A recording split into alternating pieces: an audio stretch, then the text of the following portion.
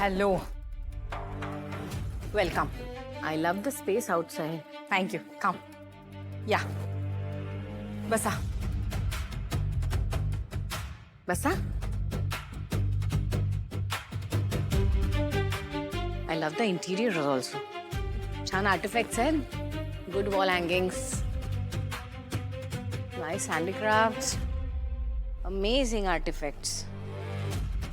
I love the chandelier also. नाही हे असं सगळं घराचं कौतुक करून घेण्यासाठी तुम्हाला इथे बोलावलंस का? तुझ्याकडून घराचं कौतुक ऐकत बसावं इतका टाइमपास करायला वेळ नाहीये माझ्याकडे. आणि तसंही तेजस्विनी, घर फक्त या सुंदर आर्टिफॅक्ट्स भिंती याने नाही बनत. आणि माझं हे घर माझ्या लोकांनी बनलेलं आहे. खूप जुने पिक्चर्स बघतेस का? नाही, बाबा आदमच्या काळातला डायलॉग आहे, ऐकून ऐकून मला कंटाळा आला. एनिवे, तुला इथे बोलवण्याचं कारण असं होतं की मी विचार केला आपण टेंडरचे बाकीचे सगळे डिटेल्स डिस्कस करूया. हे ते वी कॉलवर करता आलं असतं आपल्याला खरं तर.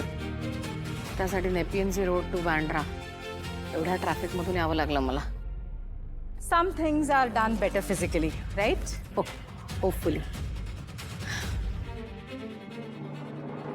अरे खूप लिबरल आहेस तू. घरात काम करणाऱ्या लोकांना ड्रेस कोडची कंपल्शन नाही. ती माझी मोठी सून आहे. Oh I am so sorry darling. Hi. So pretty. बस ना. काय नाव तुझं? राधिका. काय करतेस? म्हणजे अगं म्हणजे तुमचा एवढा मोठा बिझनेस आहे, मामाच्या अनेक NGOs आहेत. Are you helping them? काय नाही. का? अच्छा, होम मेकर आहेस. कुठली आहेस तू? माहेर कुठलं तुझं? साताऱ्याजवळ एक गाव आहे, तिकडे. ओके. राधिका, मी आहेच.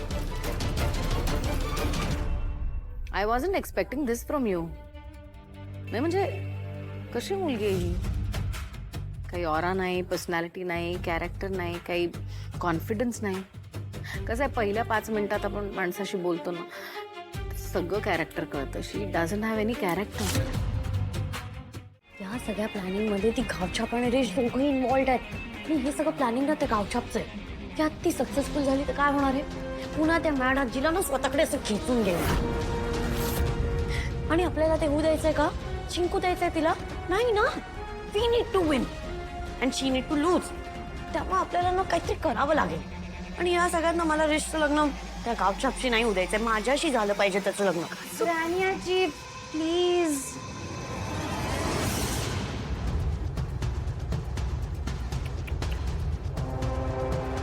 समायरा,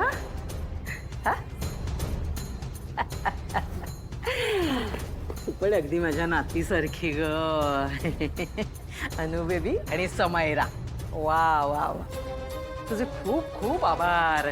खरंच काय बातमी दिलीस तू.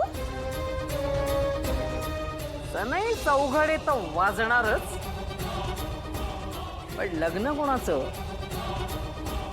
कमळी, तू माझ्यासाठी आईशी खोटं बोलणार आहेस? डोंट वरी, ते मी बघतो काय करायचं ते. मी बोलेन आईशी. ओके. फक्त आता काही लोकांना फॅमिली काय म्हणेल, जग काय म्हणेल याचा झटका यायला नको म्हणजे झालं. शर्वरी, तू तुझ्या घरच्यांचा विचार करतेस हे चांगली गोष्ट आहे, पण अल्टिमेटली तुझ्या आईवडिलांना आसावरी आनंदात राहावी हेच वाटतंय ना. स्वतः तू ठरव आसावरीचा आनंद नक्की कशात येते. आणि तसंही आपण काहीही चुकीचं करत नाही आहोत. या सिच्युएशनमध्ये हेच प्रॅक्टिकल सोल्युशन आहे. ठीक आहे, करूयात हे लग्न. आता काहीही झालं तरी या सोहळ्यात गौतम आणि आसावरीचं लग्न होणारच. आणि आपण सगळ्यांनी मिळून ते करायचं.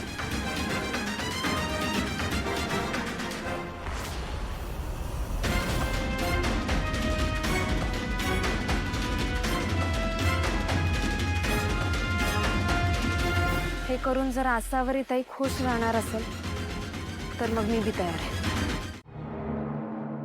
काय फुंतरू सारख्या प्रथा घेऊन आलाय तो गौतम. जर ताईला पूर्ण वेळ इथेच बसून राहणार असेल तर आपण तिला सोहळ्याला बुकिंगला कसं न्यायचं? हे लय रिस्की आहे ग. मला तर कळत नाहीये, हे लग्न होणारच नाहीये तर प्रथा तरी कशाला? त्यांनी यायलाच नाही पाहिजे तिकडे. म्हणजे त्यासनी काय माहितच नाही काय? असं कसं होईल? आमचं बोलणं झालंय गौतमशी. तो बोललाय आम्हाला की मदत करणार करून, आणि त्याच्यासाठी पण ना हे लग्न जबरदस्तीच आहे. तर फक्त टेन्शन ताईच आहे. अगं आपल्याला तिला तिकडे न्यायला लागणारच आहे. 11 जोडप्यांचं लगीन लावणार आहे तिकडं. आपण जर लई उशीर केला तर ती नोंदणीची प्रक्रिया लई वेळ होऊन जाईल त्याला.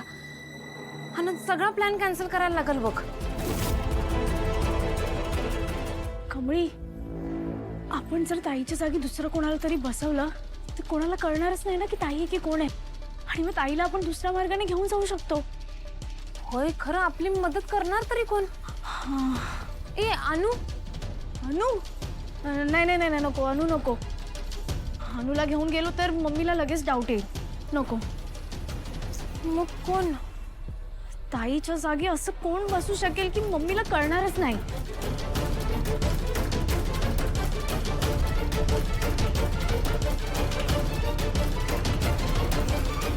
काय ग, तुम्ही दोघी माझ्याकडं असं का बघायलाय?